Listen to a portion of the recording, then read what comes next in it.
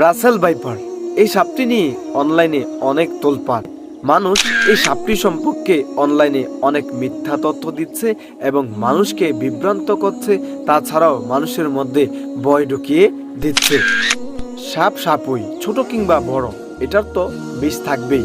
সাধারণ ভাষায় বলি, গ্রামের যেটাকে আমরা বলি ধরা সাপ, এই সাপটাও যদি আপনাকে কামড়ায়, এটার যদি সঠিক চিকিৎসা আপনি না করেন, তাহলে কিন্তু আপনার জীবননাশক হতে পারে।